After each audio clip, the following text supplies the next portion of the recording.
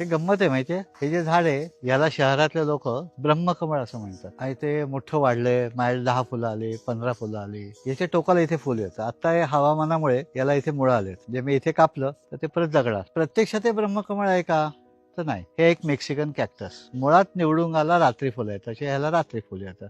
कॅक्टसचे जे वेगवेगळे प्रकार आहेत, हजारोने प्रकार आहेत, त्याच्यातला हा जो आहे ह्याला आपण ब्रह्मकमळ म्हणतो. आता भारतामध्ये याचे 2 प्रकारची फुलं मिळतात, एक पांढरं आणि लाल. ही सगळी रात्री फुलतात, साधारण गोंधळी एवढी असतात. याच्यातला एक वेगळा भाऊ ह्यांचा, ज्याला आपण ड्रॅगन फ्रूट म्हणतो. म्हणजे ड्रॅगन फ्रूटला पांढरी फुलं येतात, ब्रह्मकमळासारखेच, काहीही फरक नाही. ड्रॅगन फ्रूट मध्ये आतून लाल, बाहेरून लाल, बाहेरनं पिवळा, असे वेगळे प्रकार असतात.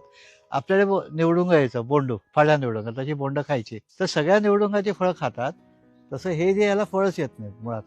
याची शाखीय वाढ होते, म्हणजे पानांपासून वाढ होते. पण आमच्या शहरातल्या लोकांची अशी मानसिकता आहे की हे ब्रह्मकमळ आहे. खरं ब्रह्मकमळ जे आहे तेच हिमालयामध्ये 10,000 फुटाच्या वरती, साधारण ट्री लाईन 16,000 पर्यंत ते येतं.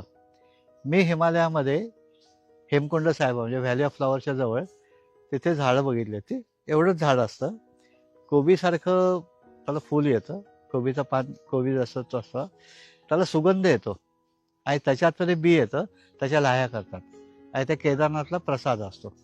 तर हे सगळीकडे हिमालयामध्ये वाढणारे ते फुल आहे, ते ब्रह्मकमळ आहे.